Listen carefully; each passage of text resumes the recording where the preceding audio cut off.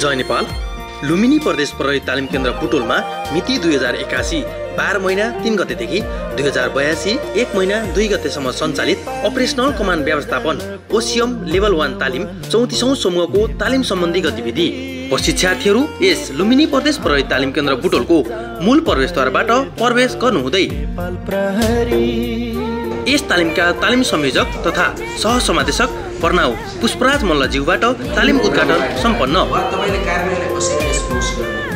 प्रशिक्षार्थीहरूलाई नियमित रूपमा बाह्य प्रशिक्षणतर्फ खाली दौड, फिटनेस, योग अभ्यास लगायत विभिन्न माध्यमबाट प्रशिक्षण प्रदान गरिएको थियो।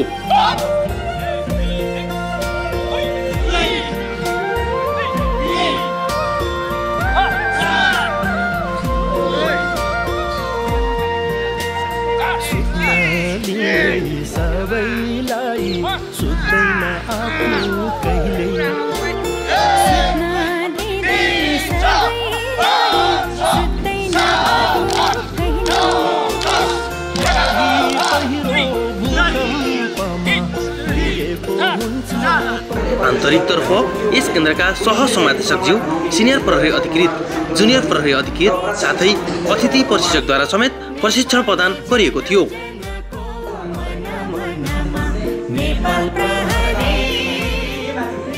यस केन्द्रको साप्ताहिक समय तालिका अनुसार यस केन्द्रका प्रणावज्यूले प्रशिक्षार्थीहरूको व्यक्तिगत निरीक्षण गर्नुहुँदै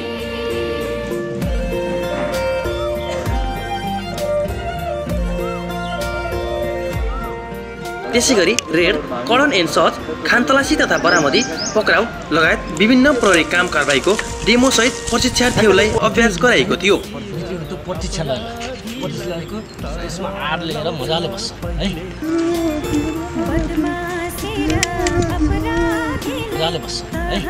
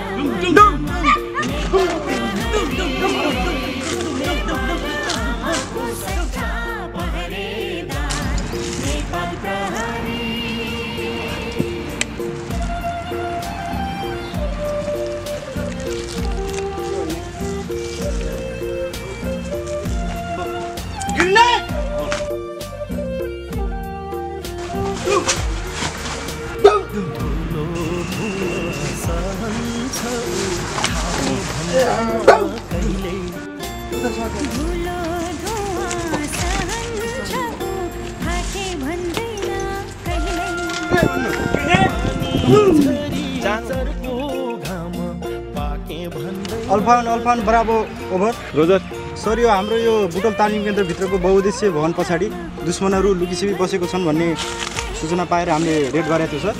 त्यसमा 3 जना दुश्मन हताहती भयो सर यो अपरेसनमा। उनीहरूसँग हामीले 3वटा हतियार बरामद भएको छ, एउटा सुतली बम बरामद भएको छ। हाम्रो जनशक्ति कुनै कसैलाई पनि केही क्याजुअलिटिज भएको छैन सर।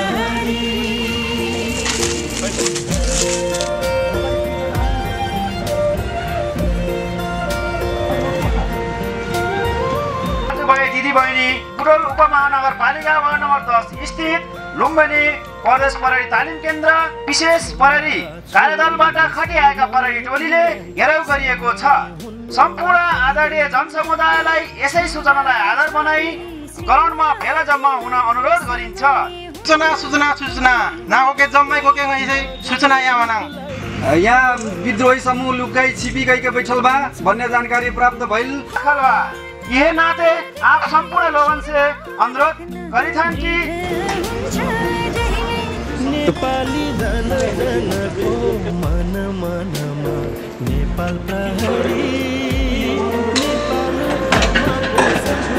पहरेदार नेपाल प्रहरी केही पनि छैन, हामी खाली छौं, हामीलाई केही चाहिदैन। अरु सबै काट्नुले छ, हामीलाई चाहिदैन। हजुर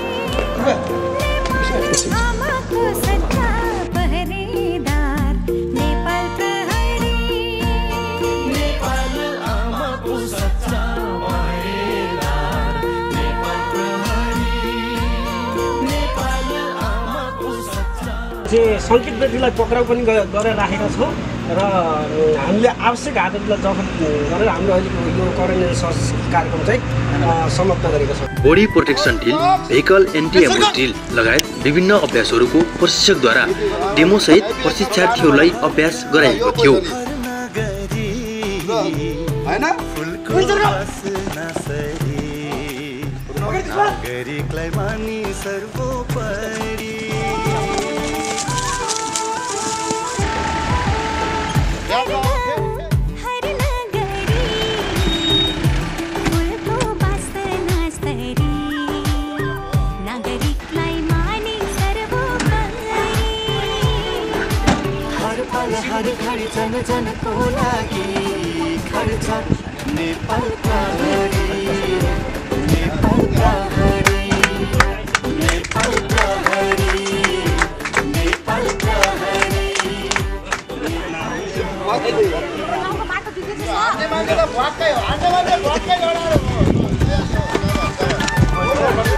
प्रशिक्षार्थीहरूलाई हतकडी सम्बन्धी अभ्यास गराएको थियो।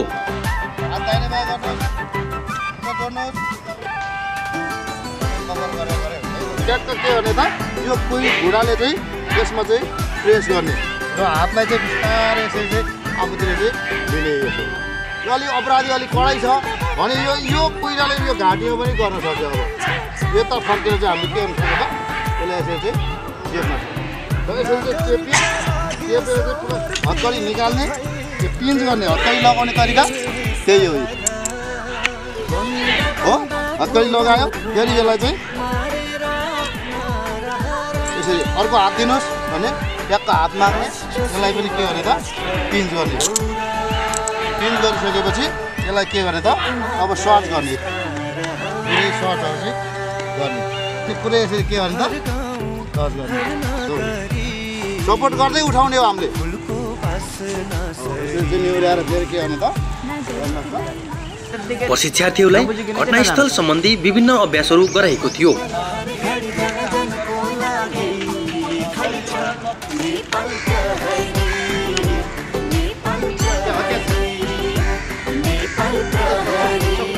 गएर ग्लोभ्स लगाएको मान्छेले हेरेर त्यो चाहिँ सबैको विवरण टिप्ने हो।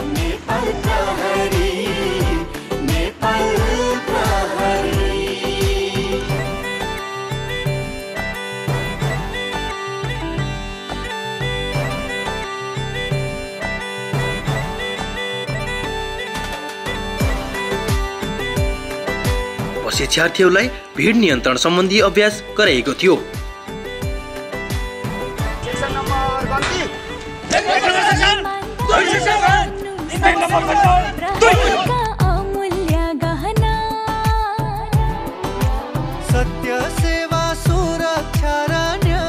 खेलकुद समयमा प्रशिक्षार्थीहरू भलिबल खेल खेल्दै विभिन्न हतियारको खोलजोड, मस्केटी तथा सिमुलेसन अभ्यास गराएको थियो।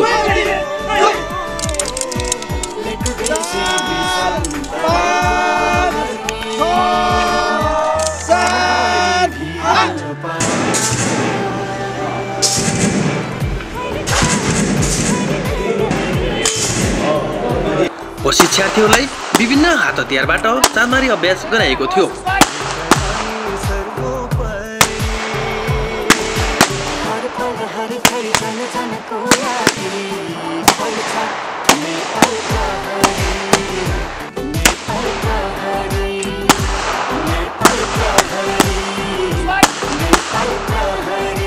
प्रशिक्षार्थीहरूलाई बेस सिनारियो सम्बन्धी अभ्यास गराएको थियो।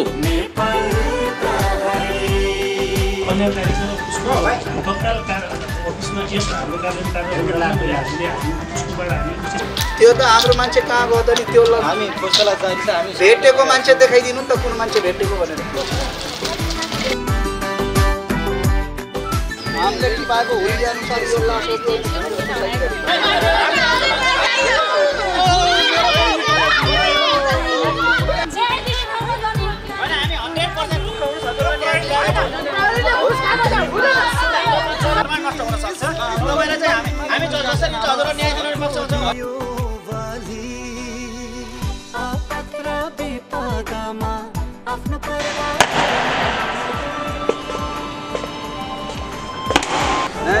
मान्छे हो के सहायता गर्नुहुन्छ कतिपयको मुद्दा छ बढी मात्र परिणाम भएका आकस्मिक सुरक्षा कारवाही पनि राख्नु पर्यो र यदि बाहिर घटनाहरू घटेको मानौँ अहिले चक्काजाम हो अरे चक्काजाम पछि के गर्ने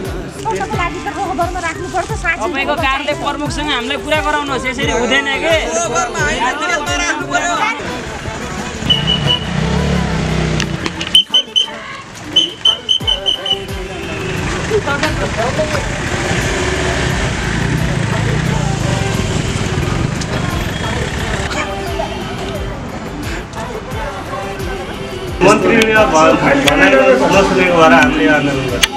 तालिमको अन्तिम चरणमा 5 किलोमिटर लामो दौड पपेट गराइएको थियो।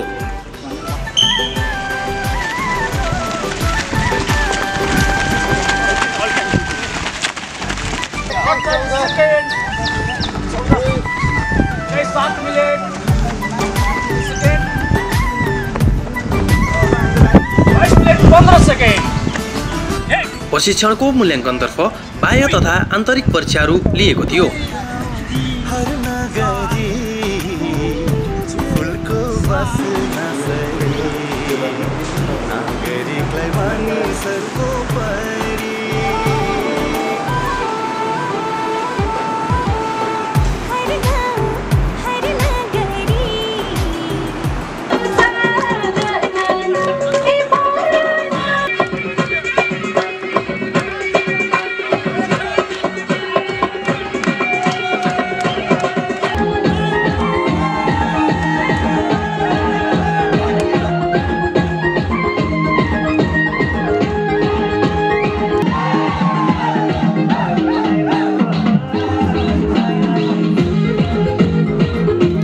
सफलतापूर्वक तालिम सम्पन्न गर्नुभई कार्यक्षेत्र जान लाग्नुभएका सम्पूर्ण जुनियर प्रहरी अधिकारी जीवनलाई व्यक्तिगत तथा व्यावसायिक जीवनको सफलताको शुभकामना व्यक्त गर्दछौँ। धन्यवाद। जय नेपाल।